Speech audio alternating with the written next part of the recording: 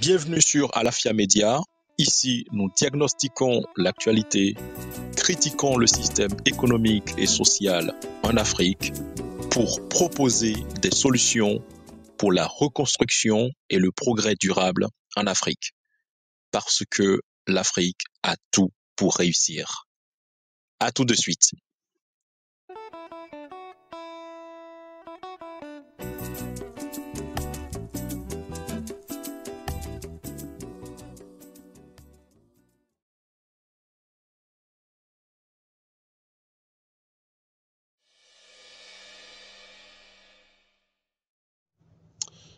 Bienvenue sur Alafia Média. Bienvenue à toi, Alafia Note. Alors, aujourd'hui, nous allons parler social pour aborder un sujet que vous connaissez tous, qui est la peur dans nos sociétés. Alors, nos sociétés humaines et en particulier nos sociétés africaines. Alors, pourquoi j'aborde ce sujet avec vous aujourd'hui? Parce que vous allez comprendre assez rapidement, c'est tout simplement parce que nous sommes ici en quête d'un idéal commun pour l'Afrique. Et cet idéal commun, ça passe par l'éducation, ça passe par le social, ça passe par la culture, ça passe par l'économie, etc. Voilà.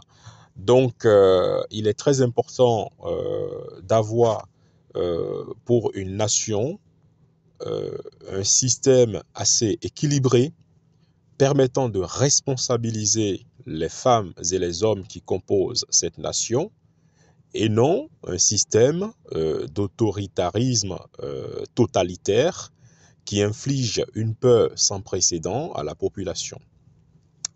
Alors, dans les prochaines minutes qui vont suivre, vous allez comprendre, je vais essayer de vous expliquer un petit peu les instruments, les outils qu'utilise le système de gouvernance par la peur.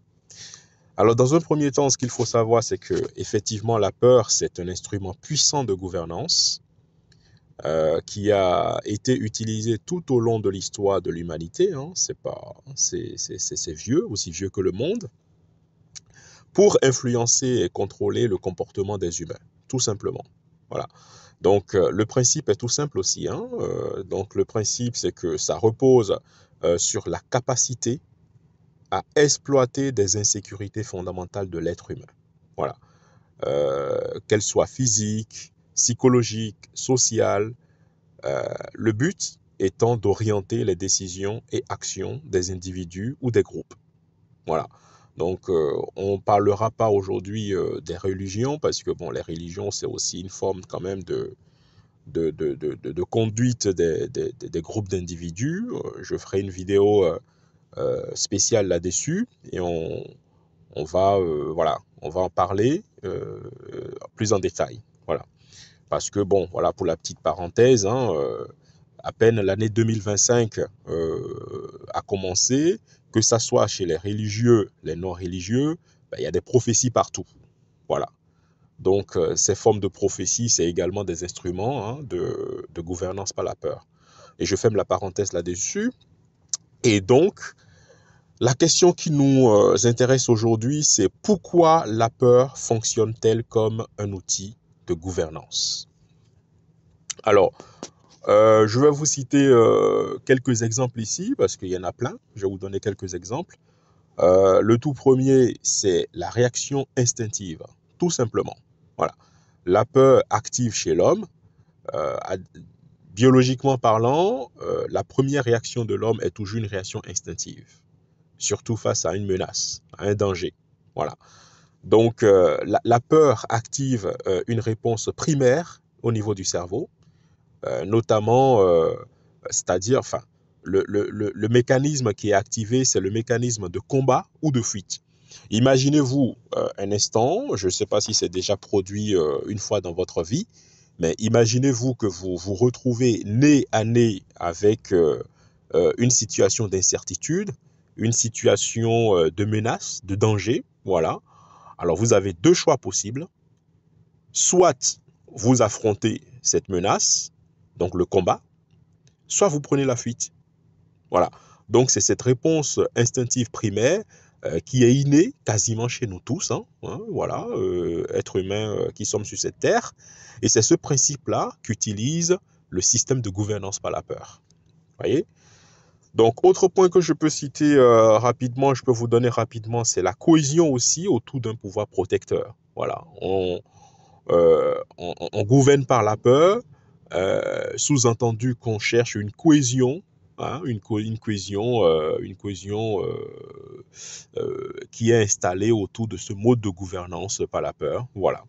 Donc ça, c'est souvent, on retrouve ça dans le milieu politique, où les dirigeants ou les gouvernants qui cultivent la peur peuvent se présenter comme les seuls capables. Voilà, on en a un actuellement, vous savez tous de qui je veux parler, donc tout fraîchement élu. Donc voilà, on se croit seul, unique, capable d'assurer la sécurité, renforcer ainsi la légitimité et leur emprise sur les dirigés. Voilà. Donc il y a plusieurs exemples voilà, par rapport à ça. Autre point que je peux aussi vous donner, par exemple, c'est la division. Ça, voilà, c'est connu, vous et moi, nous tous, on connaît ce principe-là. La division et le contrôle. On agite la peur, on divise les foules et mieux on les divise et mieux on les contrôle. Donc il n'y a pas mieux que les Africains. Nous, on est très bien placés pour pouvoir expliquer ce phénomène-là, parce que quasiment une bonne partie de l'histoire des Africains repose sur ce principe-là. Le principe, et ça sévit toujours aujourd'hui, le principe de la division et du contrôle. Voilà. Donc la peur, voilà, la peur peut être utilisée, peut servir à diviser une population en identifiant un ennemi commun, réel ou réel ou imaginaire, voilà. Ça s'est passé concrètement au Rwanda, voilà. Donc on alimente les tensions sociales et cela permet de détourner entre-temps l'attention du problème structurel, voilà, ou des abus de pouvoir, et ça permet de mieux contrôler la population, voilà. Donc voilà, il y a aussi d'autres exemples, je vais m'arrêter là, voilà, pour vous expliquer un petit peu ce principe de gouvernance par la peur.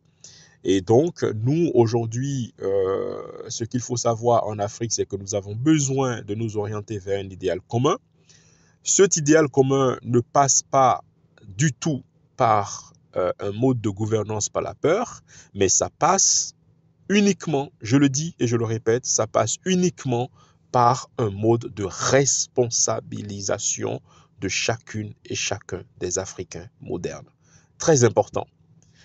Et donc, tous les dirigeants en Afrique voilà, qui agitent éventuellement ce système-là pour pouvoir assurer leur légitimité sur telle ou telle population, ben, il faut savoir tout simplement que le mode de gouvernance par la peur a quand même ses limites. Voilà, parce que si elle peut permettre de générer une soumission, cette soumission n'est que de court terme. À un moment ou à un autre, il y a la révolte qui s'installe. Voilà, il y a le retour du bâton, il y a la révolte qui s'installe parce que des incompréhensions s'enchaînent et à ce moment-là, ben, il n'y a pas d'autre solution que d'affronter la réalité. Voilà. Donc, il vaut mieux orienter la population dès la base vers une responsabilité collective pour permettre à ce que les Africaines et les Africains modernes puissent être en mesure, en capacité de juger de telle ou telle situation, que ce soit au niveau local, régional, continental ou international, de façon complètement autonome, en toute maturité, plutôt que de vouloir voilà, orienter la réflexion du peuple par ce mécanisme de gouvernance par la peur. Donc, voilà un petit peu ce que je voulais partager avec vous par rapport à ce principe de gouvernance par la peur. Et voilà, merci de m'avoir suivi. Vie, force, santé.